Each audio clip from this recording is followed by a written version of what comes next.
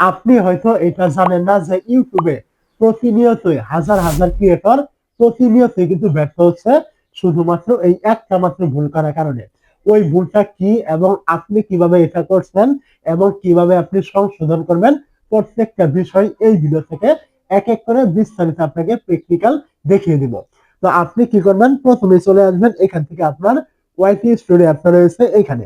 তো মূলত এখান থেকে আপনি আপনার ভুল এবং সংশোধন সমস্ত কিছু কিন্তু দেখতে পারবেন। তো এখানে আসার পরে আপনি কি করবেন, এখান থেকে দেখবেন অ্যানালাইটিক্স নামে একটি অপশন এখান থেকে দেওয়া আছে। আপনি এই জায়গায় একটা ক্লিক করবেন। যখনই আপনি এই জায়গায় ক্লিক করবেন, এখান থেকে আপনি দেখতে পাবেন এই কর্নারে এরকম বেশ কিছু অপশন আছে।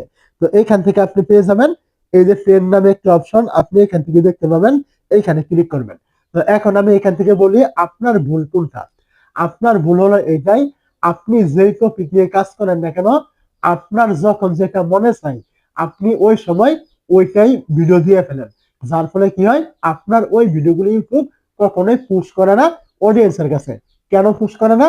কারণ আপনি যে ভিডিওগুলি দিচ্ছেন ওই ভিডিওগুলি হয়তো অডিয়েন্সের কাছে তেমন কোনো আকর্ষণ নেই বা তাদের কাছে কোনো গুরুত্বই নেই। ওই টাইপের ভিডিওগুলি আপনি নিজে তৈরি করছেন, এই কারণে আপনার ভিডিওগুলি রেকমেন্ডেশন হয় না। এই শুধুমাত্র ভুলের কারণে আপনি যতই ভিডিও আপলোড করবেন কখনো আপনার ভিডিওই র্যাঙ্ক করবে না, রেকমেন্ডেশন ইউটিউব করবে না। তো এখন আপনি এই ভুলটা কিভাবে সংশোধন করবেন, তার জন্য আপনি ওয়াইটি স্টুডিওতে আসবেন এবং আসার পরে এখান থেকে আপনি অ্যানালাইটিক্সে ক্লিক করবেন। এখানে ক্লিক করার পরে এখান থেকে দেখবেন এই যে আপনার পেন অপশন রয়েছে, আপনি কি করবেন এই জায়গায় ক্লিক করবেন।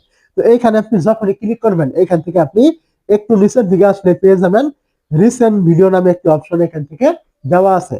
তো এখান থেকে আপনি কি করবেন, এই জায়গায় দেখতে পাবেন একদম একটি অ্যারো চিহ্ন এখান থেকে দেওয়া, আপনি এই জায়গায় একটা ক্লিক করবেন। যখনই আপনি এই জায়গায় ক্লিক করবেন এখান থেকে দেখতে পাবেন আপনার ক্যাটাগরি এবং বিভিন্ন ক্যাটাগরি এখান থেকে কিন্তু ভিডিও শো করাবে।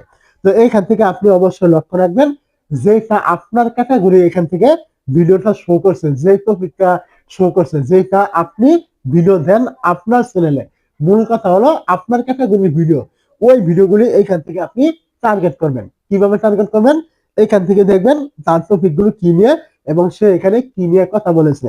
এইখান থেকে আপনি ভিডিওর উপরে ক্লিক করলে কিন্তু এই ভিডিওটা সরাসরি আপনাকে ইউটিউবে নিয়ে কিন্তু দেখাবে। তো যদি আপনার ক্যাটাগরির ভিডিও হয়ে থাকে আপনি কি করবেন, ওই ভিডিওর উপরে ক্লিক করবেন এবং ওই ভিডিওটা সে কিভাবে তৈরি করেছে, কি কি বলেছে, কি কি কথা রয়েছে, কি টপিকের, এইগুলো আপনি শুনে নিয়ে তার মতো করে আপনি ওই টপিকের ভিডিওটা তৈরি করবেন। তারপর আপনি ওই ভিডিওগুলি আপনার চ্যানেলে আপলোড করবেন। এটা করলে আপনার সুবিধা দুইটা। একে হলো ইউটিউব এখান থেকে নিজে থেকে বলছে যে তুমি এই ক্যাটাগরির ভিডিও তৈরি করো, এই ভিডিওগুলি ইউটিউব বেশি পরিমাণে রেকমেন্ডেশন করছে। কেন করছে? কারণ এই ভিডিওগুলি পাবলিকে বেশি দেখছে। তো এখন আপনার ক্যাটাগরির সাথে এই ভিডিওটা মিলে যাওয়ার কারণে এখন আপনি যদি এই ভিডিওটা দেন তাহলে আপনার ভিডিওটা কিন্তু ইউটিউব রেকমেন্ডেশন করবে, এটা আপনার দ্বিতীয় সুবিধা। তো আপনি এইটা না করে যদি আপনার মন গড়া মতো আপনি ভিডিও তৈরি করেন, যখন আপনার যে টপিক মনে চাইলো আপনি ওইটাই দেন, তাহলে আপনি জীবনেও ইউটিউবে কখনোই আপনার ভিডিওগুলি কিন্তু রেকমেন্ডেশনে নিতে পারবেন না বা আপনার চ্যানেলটা কখনোই গ্রো কিন্তু করবেন না, এটা আপনি মনে রাখবেন।